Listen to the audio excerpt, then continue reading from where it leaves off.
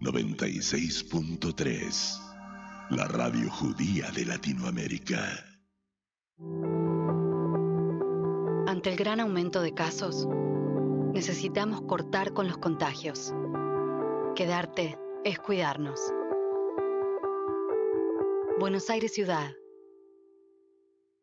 Bristol Medicine, medicina prepaga. Cumplimos 25 años cuidando la salud de miles de familias. Cotiza hoy tu plan de salud y obtén hasta un 25% de descuento. Ingresa ahora a bristolmedicine.com.ar. Bristol Medicine, medicina por médicos. Registro Nacional de Entidades de Medicina Prepaga 110510, Superintendencia de Servicios de Salud, Órgano de Control de Obras Sociales y Entidades de Medicina Prepaga. Radio High, el punto de encuentro entre Israel y el mundo hispanoparlante. Aquí comienza Shalom Salam, diálogo judeo-musulmán, una hora semanal para conocer los múltiples aspectos en común y las diferencias de estas dos civilizaciones abrámicas.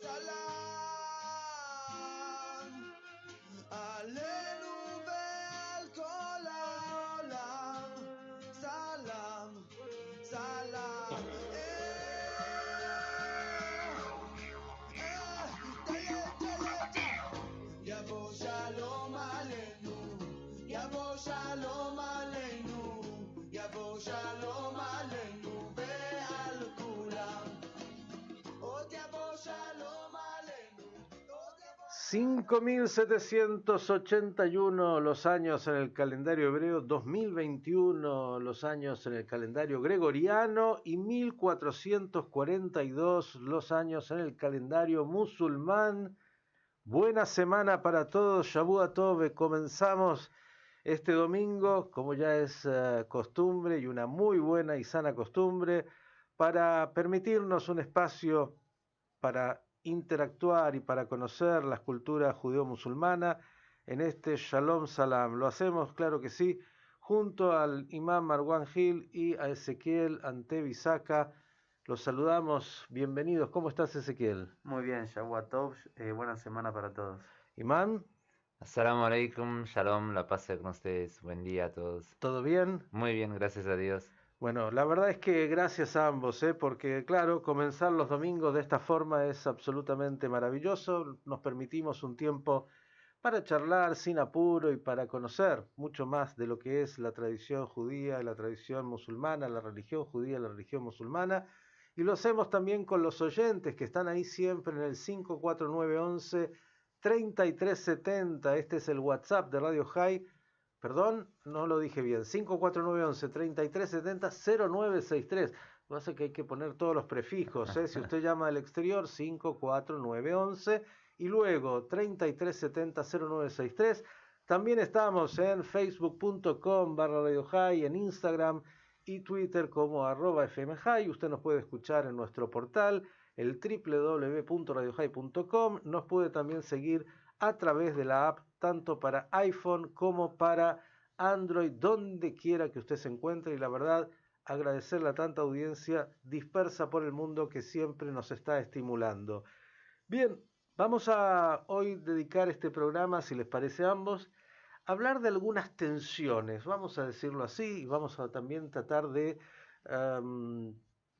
alguna manera profundizar sobre, ya algo dijimos, sobre lo que es un Rav en la tradición judía, un rabino se lo conoce hoy, y lo que es un imam en la tradición musulmana. Comencemos por lo siguiente, y ya lo hemos explicado, por eso tal vez vamos por ahí. En la tradición judía y en la tradición musulmana no existe una diferenciación entre el pueblo, por decirlo de esta forma, y su clero, su sacerdocio. En realidad, el rabino y el imam es uno más del pueblo, no tiene una diferenciación con el pueblo en términos eclesiásticos, y ha habido, claro que sí, una evolución, me imagino también en el Islam, a través de los siglos, y se ha ido transformando un tanto el rol, y a partir de eso a veces me parece que hay algo de incomprensión, incluso por, podemos decirlo en esta mesa, lo que es la influencia cultural del cristianismo, donde sí hay una diferenciación entre el sacerdote y el pueblo. Vamos a ver cómo vamos tratando de entender esto y analizarlo. Ezequiel, tal vez si quieres comenzar un poquito por el judaísmo, solamente porque son ustedes los más viejos. En edad, por lo menos yo no soy el más viejo, pero bueno, creo que un buen punto de partida es pensar en el caso de Moshe, bien, el profeta Moshe, que es quien recibe y transmite la Torá, tal cual la tenemos hoy en día, y en la tradición es llamado Moshe Rabenu, bien, Moshe nuestro rabino, nuestro maestro.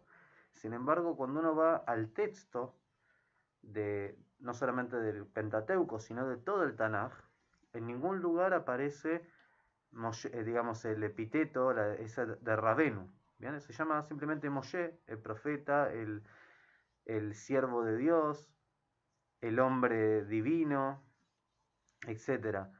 Entonces acá ya creo que podemos empezar a insinuar que si bien obviamente nosotros seguimos transmitiendo la Torá tal cual existía en su origen, la función del rabino no siempre tuvo ese mismo nombre, no siempre se lo denominó rabino. Bien, si uno ve la historia, la forma de transmitir siempre el liderazgo espiritual, religioso, bien, tiene que ver con lo que se llama la semijá, que es la transmisión de un maestro a su alumno. Bien, se le pone las manos encima y formalmente, bien, es una ceremonia oficial, y en ese momento se lo unge, vamos a decir, como un líder espiritual. Pero eso no implica de ninguna manera que esa persona esté por encima de las otras personas o que tenga un nivel espiritual diferente ni nada por el estilo. Simplemente es una persona que estudió, se preparó, se capacitó al respecto. Bueno, yo quiero empezar a complicarlo, porque esto tiene que ser así, dinámico. Muy bien, usted habló de Moisés, de Moshe Rabenu, pero en la época ya del texto bíblico, Moshe cumplía una función de liderazgo de su pueblo, pero su hermano Aarón fue el sacerdote, ¿no? El Cohen, aquel que era el sumo sacerdote. Entonces ya aparece de alguna manera una diferencia entre el rol del líder y del sacerdote. Sí, no solamente el líder religioso y el sacerdote, sino también lo que es el líder político. Los reyes en Israel, obviamente estamos hablando mucho después de la época de Moshe, porque recordemos que la monarquía todavía no existía en ese momento, no tenía un rol religioso el rey, era un rol político. Un rey, por ejemplo, no podía tomar el lugar del sumo sacerdote, no podía ir a ofrecer sacrificios en el gran templo de Jerusalén, no tenía ninguna autoridad para definir una ley religiosa, y de hecho hay muchas historias al respecto.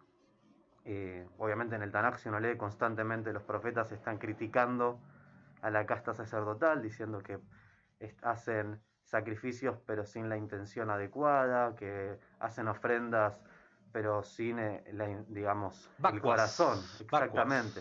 Como que es algo superficial, un rito sin sentido. Pero incluso también después aparecen muchas historias en las cuales se ve claramente, y esto está codificado, que un profeta no puede definir una ley religiosa en función de ser profeta, sino que la tiene que definir en función de que tiene el conocimiento legal y religioso para hacerlo. Bueno, pero tengo que complicarlo más, porque si no esto se torna así. Muy bien. El liderazgo político, en este caso lo vimos justo en esta última lectura de la Torá de esta semana. Bueno, el liderazgo, Moisés le pide a Dios que le traiga a alguien que pueda continuar con su obra, y entonces Dios le trae un hombre imbuido de espíritu que es Yoshua bin Nun, ¿sí? Continuador desde el punto de vista político. Pero en lo que hace el sacerdocio es hereditario, no es como en el caso de Moshe. Los hijos de Moshe no aparecen casi directamente en el texto, y entonces aquí hay también una diferencia importante. El sacerdocio era algo que era hereditario, era una casta de los Kohanim, así como están los levitas, los Kohanim y el pueblo. Y entonces ahí hay un tema que hace a lo hereditario y el liderazgo político no lo es. Sí, de hecho, no solamente eso, sino que justo cuando hablabas de Yoshua yo pensaba, hay una historia muy interesante que cuentan que cuando el día que falleció Moisés, el pueblo, la gente se olvidaron miles de leyes por la angustia y por el shock que eso generó, la pérdida del liderazgo. Y ni siquiera Yoshua podía restaurar esas leyes. Y el que las restauró fue un señor que fue después uno de los jueces, que es Otniel Ben Kenaz. Y Otniel Ben Kenaz, ¿cómo las restauró? Por medio de lógica, de argumentación racional, por medio de la exégesis del texto, vamos a decir también. Y acá tenemos un ejemplo en el cual también el orden político encarnado en ese momento en Yoshua y el orden también profético, también encarnado en Yoshua, en ese momento todavía no estaban separados porque no existía lo que eran los reyes, no está estrictamente relacionado con lo que es el orden de lo alágico, bien de la ley, porque para definir una ley no tiene nada que ver saber, incluso que hables con Dios, no puedes definir la ley.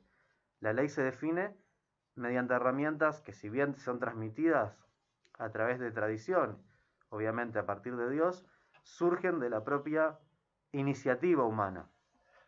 Bien, yo quise complicarlo a propósito un poquito a Ezequiel, porque de alguna manera, Imam, lo que quiero plantear es que existe ya una tensión desde el origen entre lo que es el sacerdocio, la práctica de aquellos que tienen como responsabilidad, por decirlo así, llevar el ritual, y lo que es, en el caso del judaísmo, los profetas, muy críticos muchas veces, casi siempre, de lo que era esa práctica y de lo que era el rol o la actividad de los sacerdotes.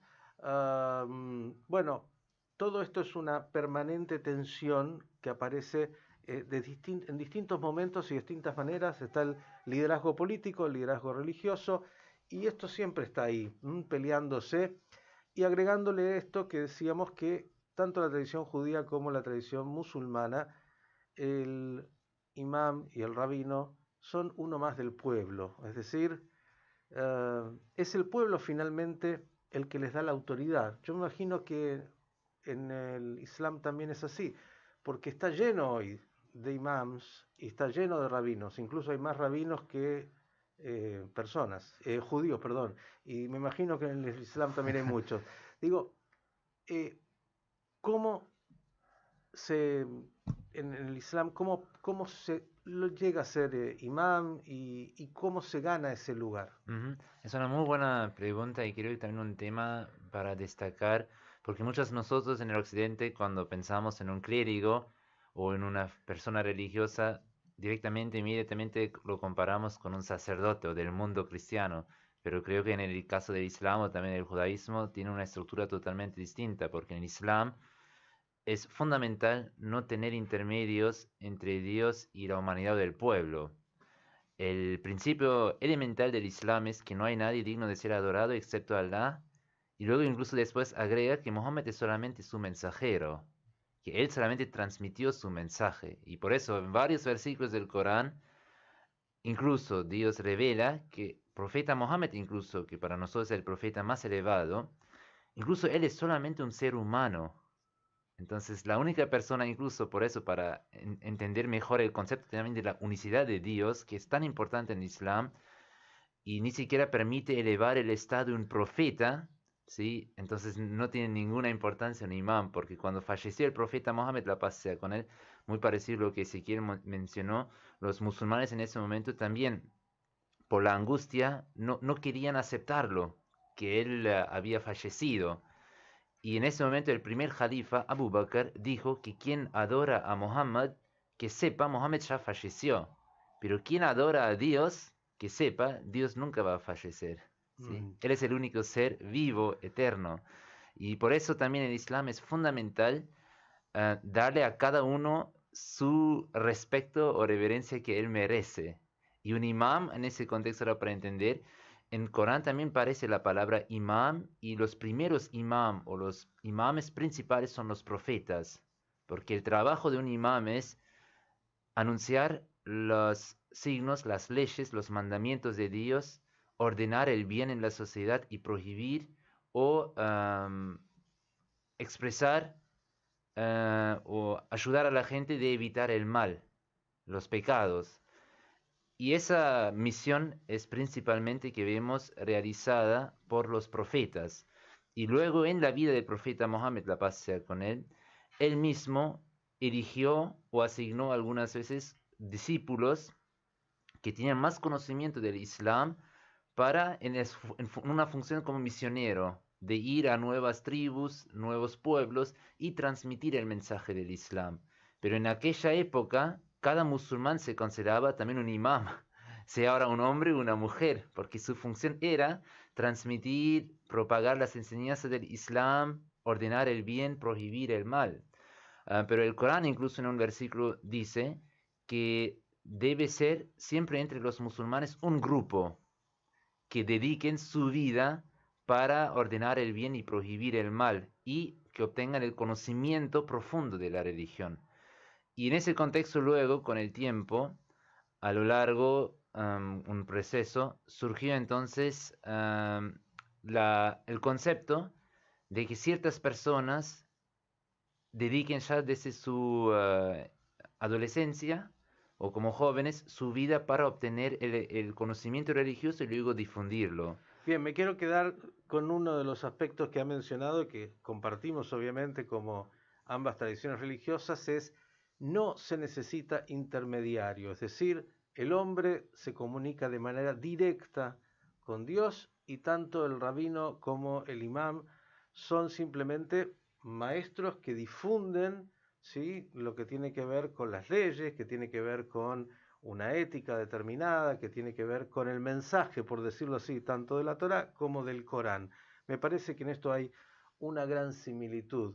Ahora, imam, la pregunta es, yo lo voy a decir desde afuera, y también lo podría decir así en términos del judío. Se escucha a cada imam y se escucha a cada rabino que uno dice, si esto es lo que aprendió del texto, qué problema que tenemos. Y la pregunta es, como no tenemos un papado, lo digo así, que tampoco significa certeza de que se esté enseñando bien, ¿cómo hacen las comunidades para poder identificar un verdadero imam, un verdadero maestro, alguien que ayuda a ir por el camino correcto, lo mismo en el judaísmo, que alguien que utiliza el nombre de rabino o el nombre de imam y que no nos lleva por el camino correcto? Sí, en el Islam el criterio es no seguir a nadie ciegamente por su título, sino que siempre sus interpretaciones analizar y juzgarlas desde la perspectiva de las propias fuentes.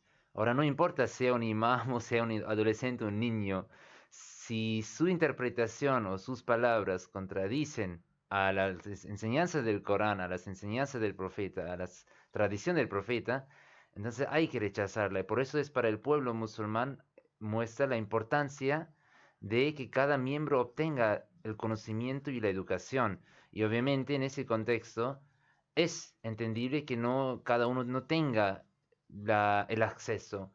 Y por otro lado, por eso el Islam enseña que las personas que dedican su vida, que no hagan negocio con la religión, que no hagan negocio con su título religioso o en ese sentido la forma de obtener la educación y el conocimiento. Por eso es muy importante la honestidad, la sinceridad. Y acá viene la parte que incluso Dios dijo, el profeta Mohammed en un dicho dijo que cuando Dios quiere castigar a un pueblo, entonces lo que él hace es que hace morir a los eruditos sinceros.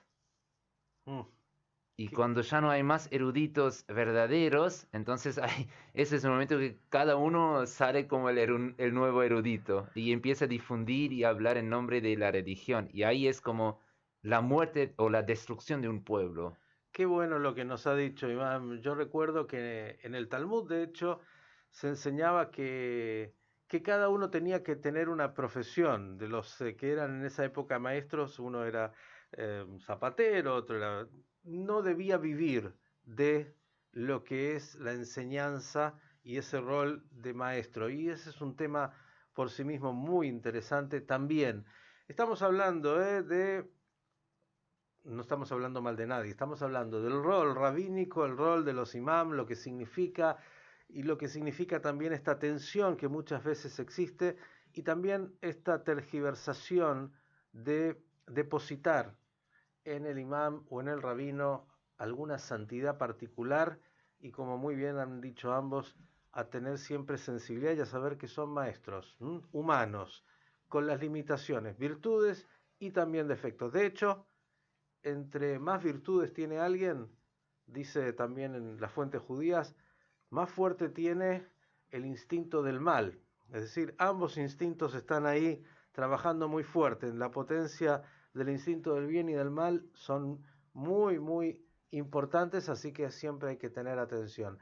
Está con nosotros el Cholo, por suerte, recuperado a pleno. Vamos a pedirle un poco de música y vamos a seguir, obviamente, profundizando. Usted puede preguntar, usted puede opinar, 54911 3370 0963.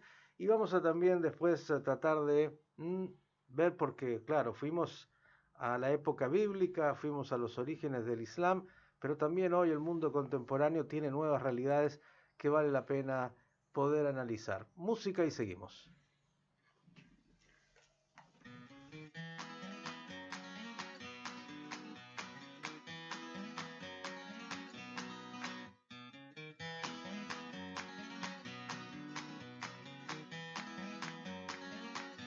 יושב לי כל יום על אותו כיסא נוח, יש לי זמן, אני לא ממהר, יש לי רותי ואסתר ונועה, לאה באה מסרט אחר, לאה זו חגיגה לעיניים, בלי בושה ובלי חלק עליון, כשלאה נכנסת למים, הכל תלוי בסיכת ביטחון. לאה, לאה, לאה, תסתכלו עליה, כל אחד יודע, לאה, לאה, אני הייתי ראשון.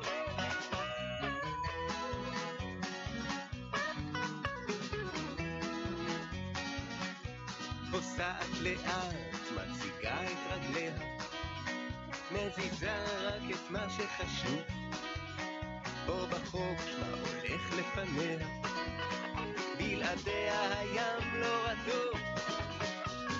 לאה, לאה, לאה, לה זה לא נוגע, כל מה שניסיתי לא פוגע, אני עליה גנוב, אני גנוב עליה, לאה, לאה, לה זה לא נוגע, כל מה שניסיתי לא פוגע, אני עליה גנוב.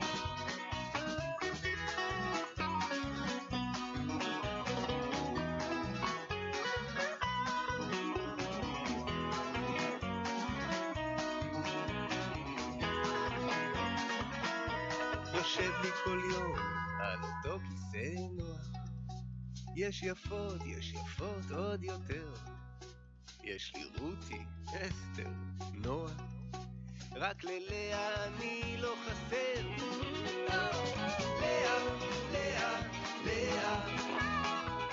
Continuamos con Shalom Salam, diálogo judeo-musulmán.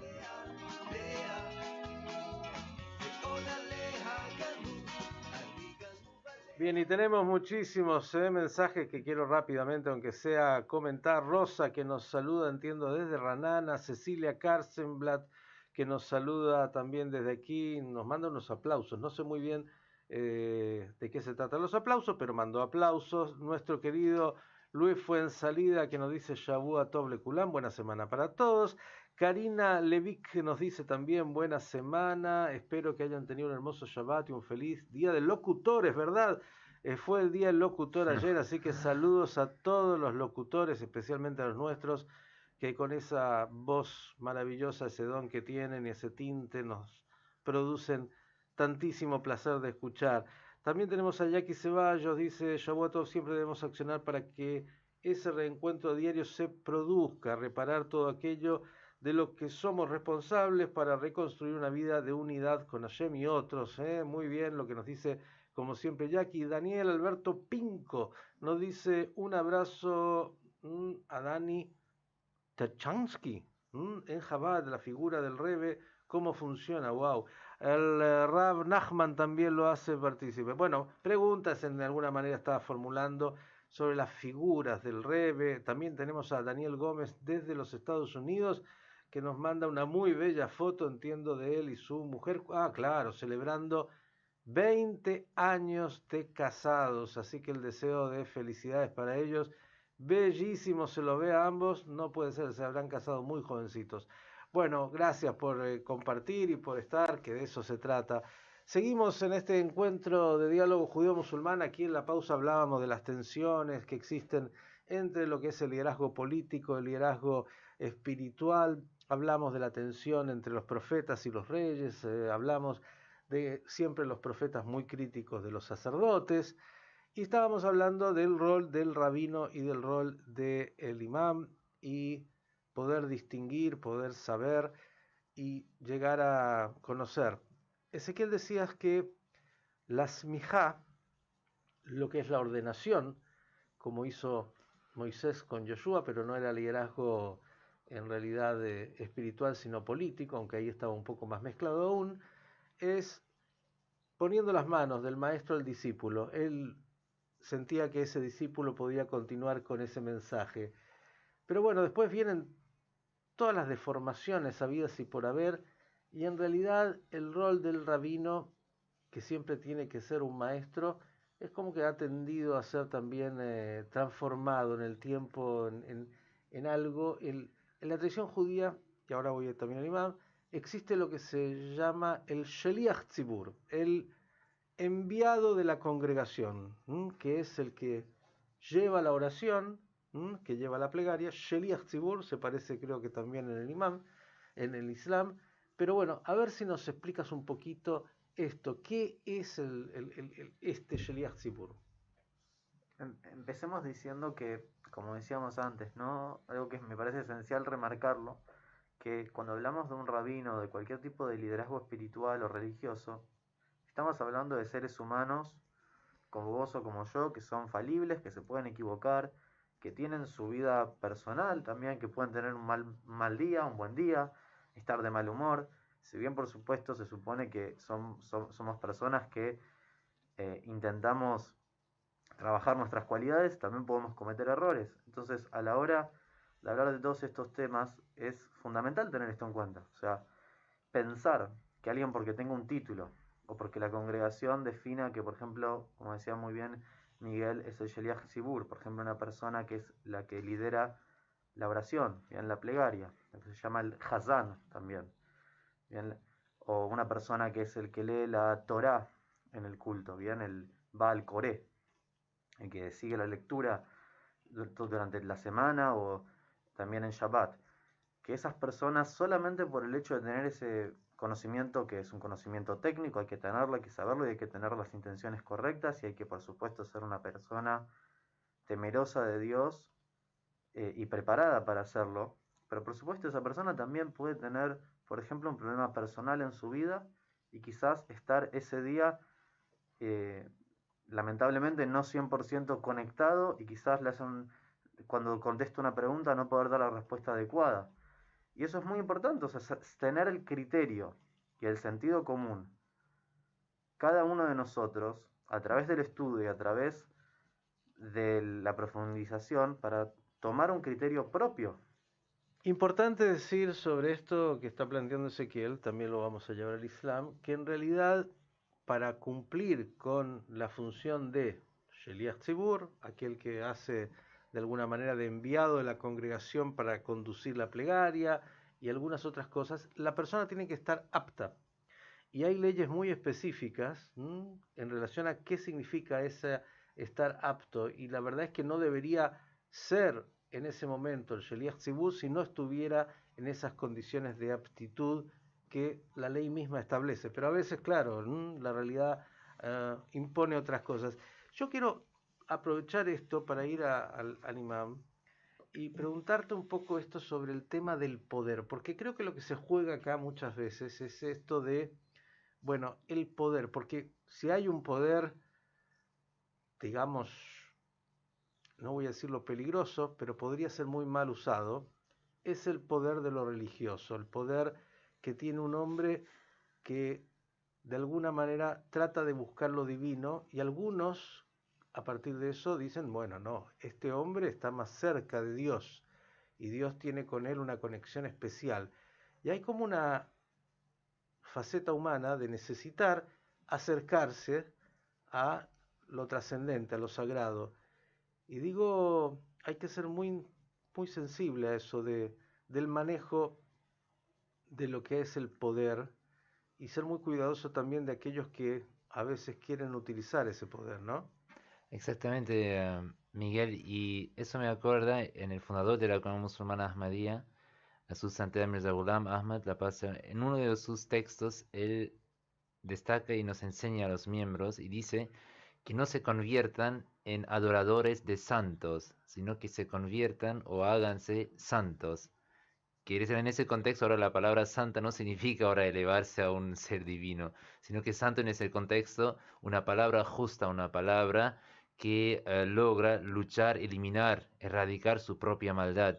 Entonces lo que él dice es que no conviértanse en personas que empiezan a adorar y tomar a otras personas piadosas, justas, sea un imam, como referencia de acto o inclinar tanto su respeto, su reverencia hacia ellos, que darles ya un lugar como si fueran Dios, sino que hagan el mismo proceso. Si en vez de tomar siempre y pedirles a ellas bendiciones, rezos, otorgame eso, pedí a Dios, para mí esa cosa, hagan su propia conexión con Dios, busquen la propia reformación.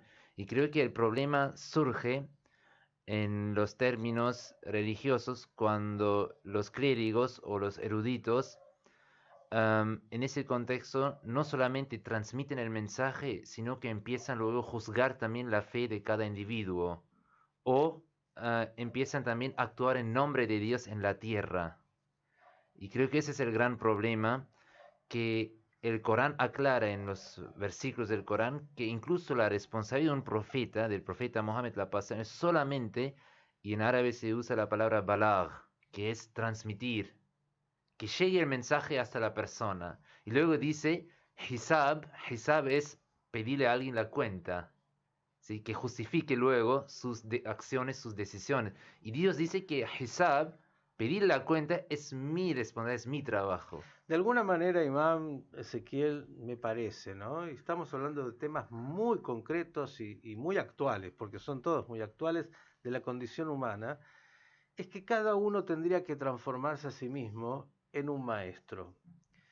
Y que delegar esto de que el maestro es el otro, el rabino, el imam, es el que nos acerca a Dios, es el que nos va a dar la bendición, es delegar algo que no debe ser delegable.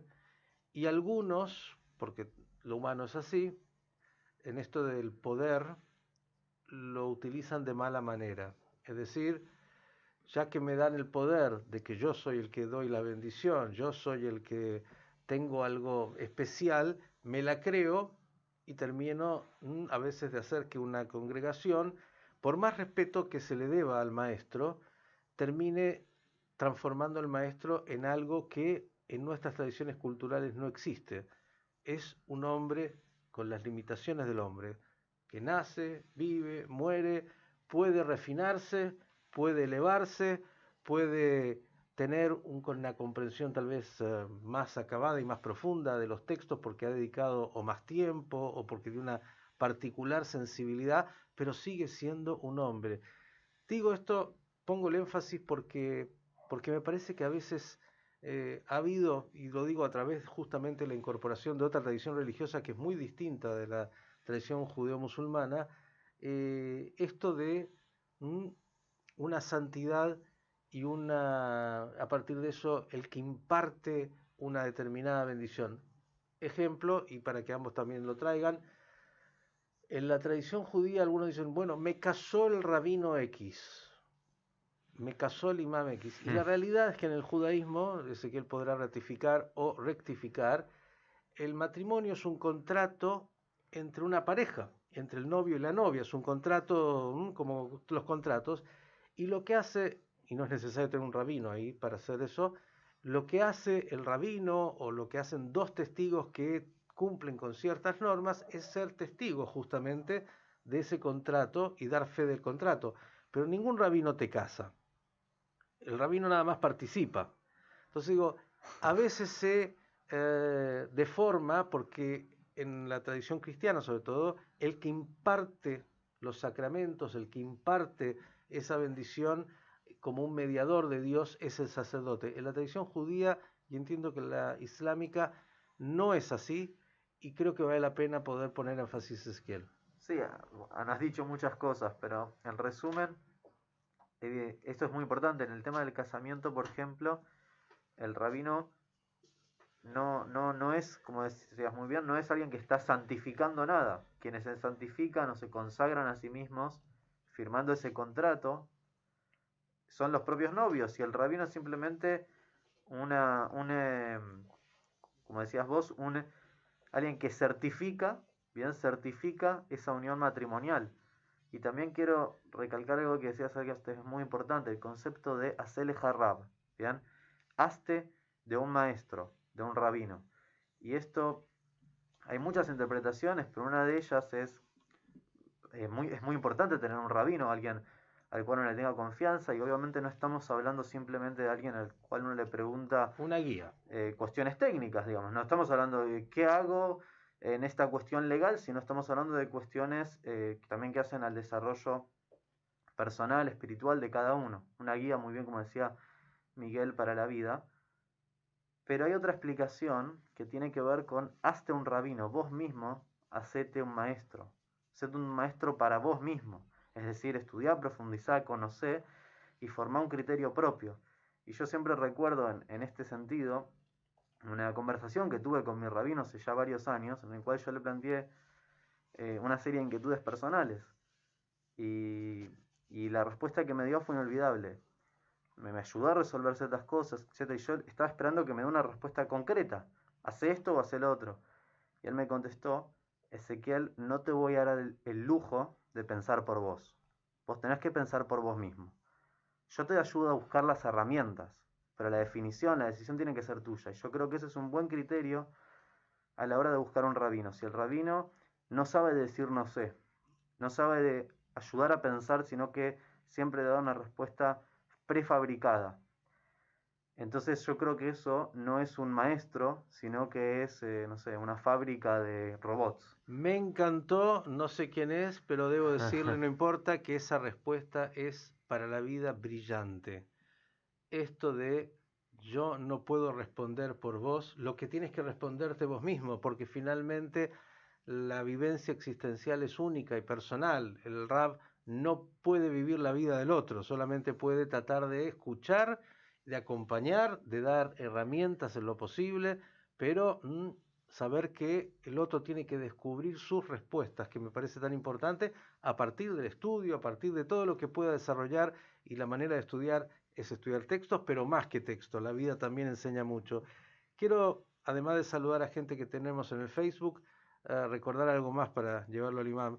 El viejo dicho, 9 rabinos no conforman una congregación, 10 judíos simples sí la conforman. Es decir, se necesitan 10 para tener un minyan, una congregación. No es que el título rabínico es la que resuelve. Bueno, tenemos saludos de gente en el Facebook, Laura Moreno, Reni Goro, Marcelo Zrulevich, que nos dice excelente iniciativa, saludos, desde Monte Castro, y a Gustavo Bianchi, que también nos saluda a todos ellos. Muchísimas gracias por estar con nosotros en este arranque de semana.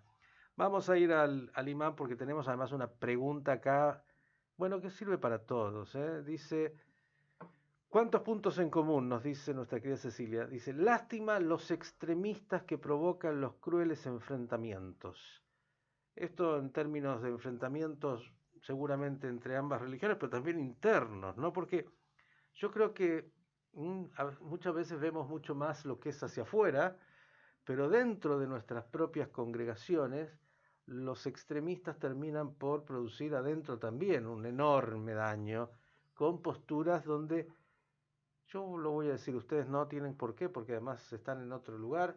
Algunos creen que de verdad, hay un dicho popular que no lo puedo decir al aire, pero eh, descubrieron, ellos tienen una parte divina que puede definir qué es lo que está bien y lo que está mal para el otro y para la congregación y para la humanidad, y quieren imponer eso como algo que ya está, que con eso está decidida la historia. Me parece que esta particularidad que hablábamos antes de aquellos que se ponen en un lugar que a veces también se lo da al pueblo y que ellos lo utilizan de poder, que termina siendo muy peligroso para las comunidades, ¿no, Imán? Sí, nosotros, si uno analiza bien, en ese caso yo voy a hablar desde el mundo musulmán, si uno analiza lamentablemente uno de los problemas principales del fracaso o de la división interna del mundo musulmán, los conflictos internos, es lamentablemente la falta de una guía o liderazgo sincero. Y muchas veces se aprovechan su título, su función, y en vez de sembrar semillas de paz, de armonía, hacen todo lo contrario, sembran semillas de odio, discordia y incluso manipulan directamente las enseñanzas del Islam. Y lamentablemente nosotros consideramos que eso ha llevado al mundo islam a una división de más de 70 ramas corrientes internas. Y hay realmente, si uno analiza, tanto odio, tanta violencia entre los propios grupos, que ni siquiera un musulmán, o en esos casos, ni siquiera aceptan al otro como musulmán, sino que directamente lo llaman muchas veces kafir, que es una persona, un incrédulo. Y ahí Kofer, en la tradición judía. Ah, mira, qué interesante. Y hay diferencias realmente menores, mínimas. ¿Sí? Uno tal vez reza abrazos acá y otro más arriba, y por cuestiones así se hace una discordia, una diferencia tan marcada en la sociedad, en la unidad de la gente.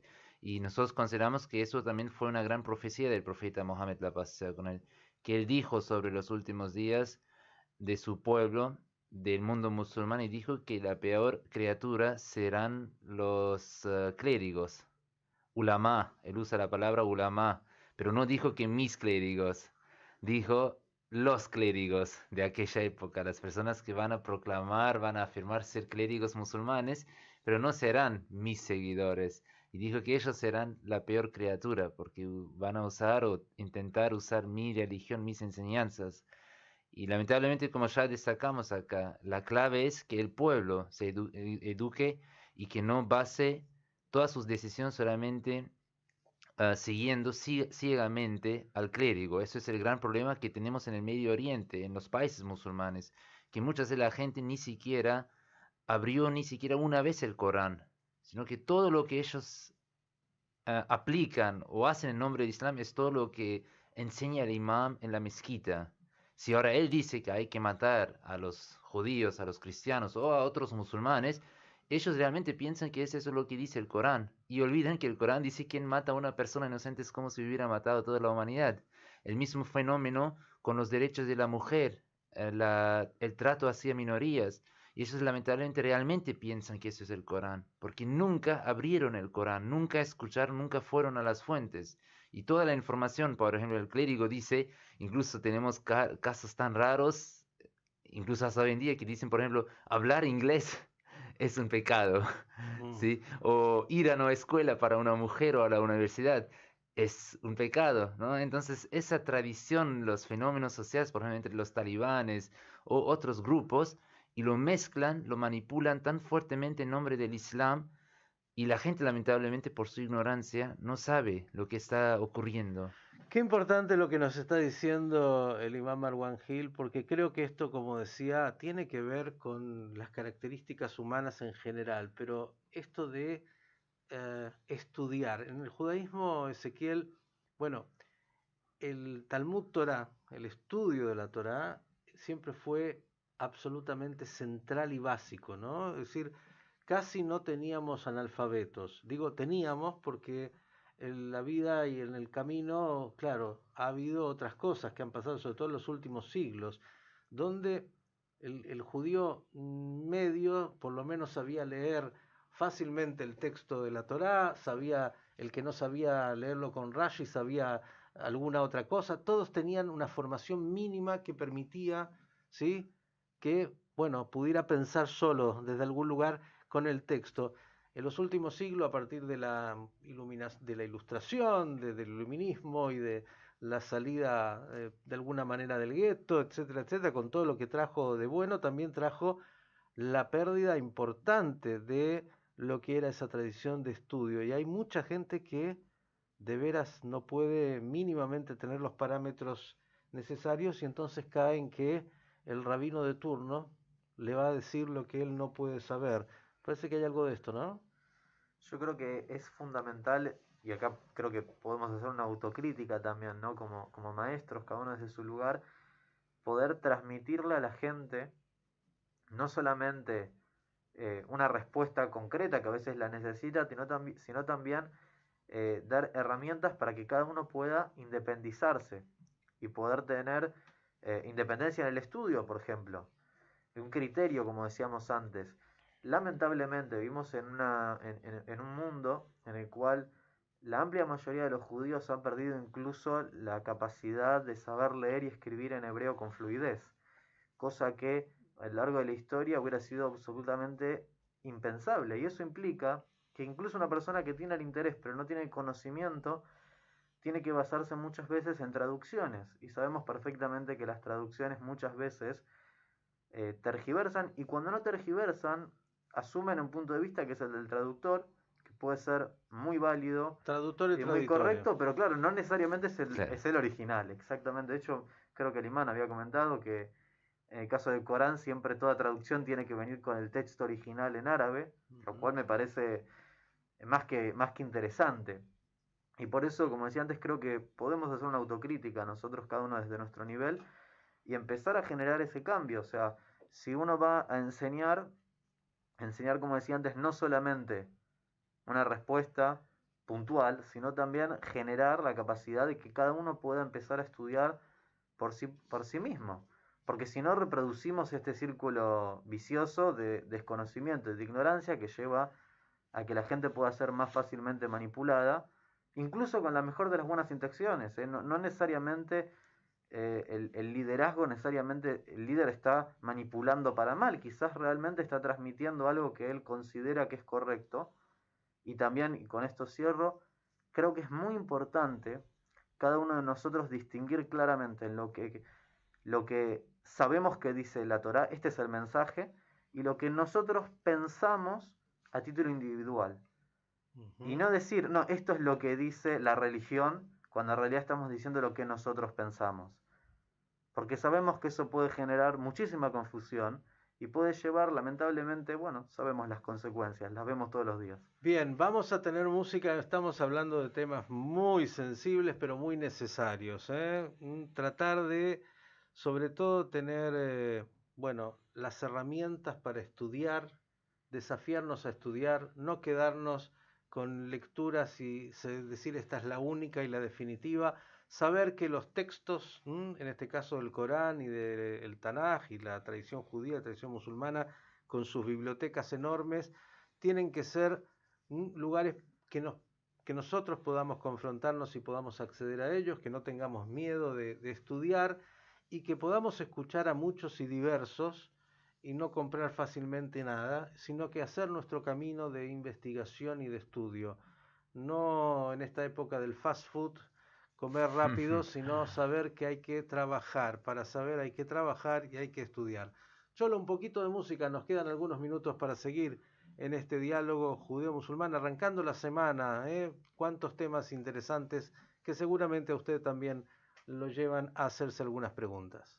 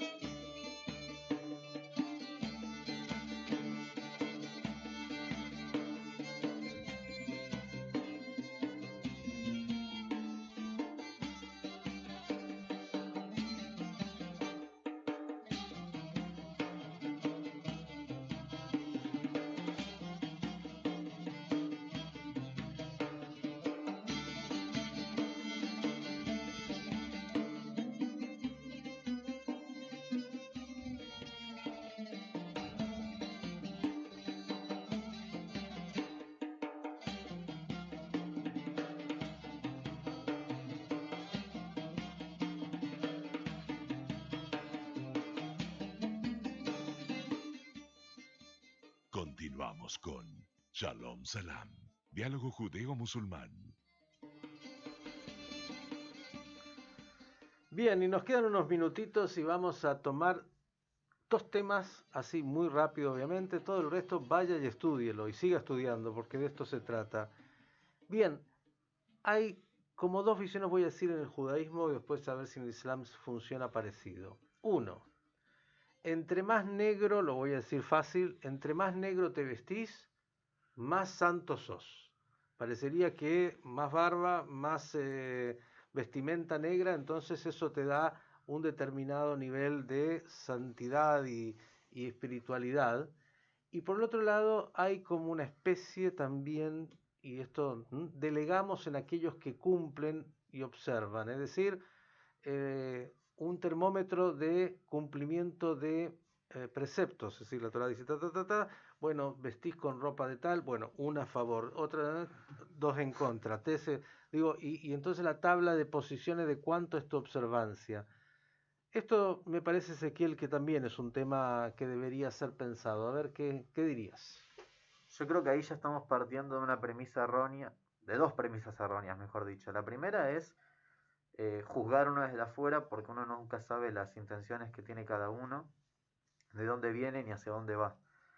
Pero también fundamentalmente es pensar que podemos dividir a los judíos de acuerdo a qué nivel de observancia religiosa tienen o a qué grupo pertenecen, como si fueran, no sé, equipos de equipos de fútbol, y vamos dividiendo hinchas de Boca, hinchas de River. Entonces es de acuerdo a la equipa que usan o que no usan, de acuerdo al sombrero, al tamaño de la barba, etcétera.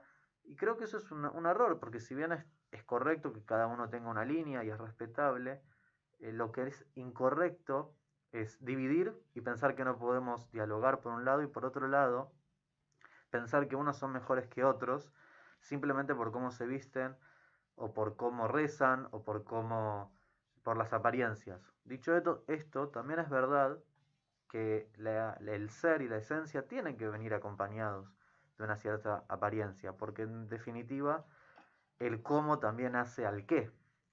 Y en ese sentido es muy importante el ritual en el judaísmo, la observancia concreta y práctica de los preceptos, pero es algo que tenemos que hacer todos, cada uno desde nuestro lugar, y de ninguna manera delegarlo hacia otro.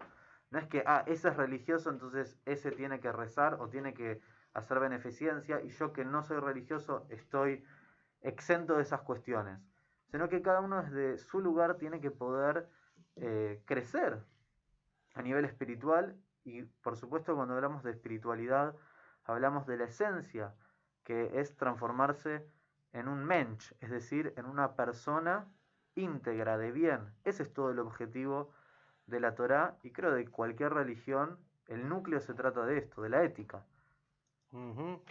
Eso es más difícil, me parece. Imam, ¿qué diría usted? Sí, creo que es bastante parecida a lo que ya dijo Ezequiel.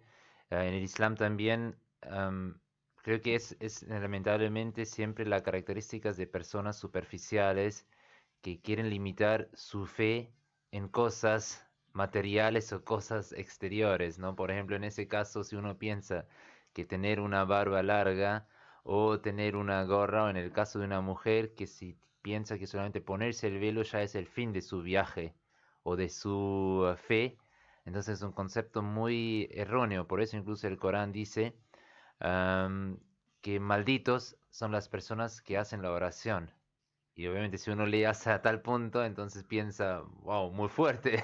El Corán, el pilar es rezar 5 veces diarias. Y en ese versículo ahora Dios maldice, pero luego agrega que las personas que son ignorantes de su propia oración o no son conscientes de su oración, sino que ellos rezan no por Dios, sino por la gente, para tener respeto, para ganar un estado especial entre las personas o para que la gente los glorifiquen por sus rezos.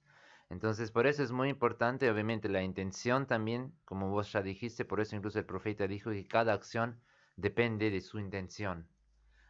Y por otro lado, ahora si uno deja crecer su barba solamente para que otros piensen que él es una persona muy religiosa, muy elevada, entonces es algo corrupto. Pero si uno realmente lo hace siguiendo la tradición del profeta Mohammed, la paz sea con él, y tratando de cumplir todos los mandamientos del Islam, entonces es algo muy noble. Y creo que en ese contexto, como vos también ya dijiste, obviamente las formas exteriores, las reglas, las leyes son importantes de cumplir, de manifestar, porque son el transporte que nos llevan al destino. Pero hay que también destacar y aclarar que cumpliendo las normas, las leyes, no es el fin de tu viaje. Bien, cuántas cosas que se han dicho hoy, cuántas cosas importantes. Tal vez, como habríamos, lo importante es estudiar, lo importante es profundizar, lo importante es buscar respuestas, como le dijo el maestro a Ezequiel, ¿sí? No te voy a dar las respuestas, te voy a dar tal vez algunas herramientas para que encuentres esas respuestas. Cuidado con aquel que quiere venderte respuestas fáciles cuando la vida no lo es. Cuidado con aquel que a veces delegas en él, porque él no tiene la culpa, un poder que no debe tener, sino simplemente saber que tanto un rab como un imam son maestros, son aquellos que dedican tiempo a profundizar en las fuentes, pero que siguen siendo seres humanos con todas las virtudes y las limitaciones que tenemos los seres humanos. A saber, a estudiar y a no delegar.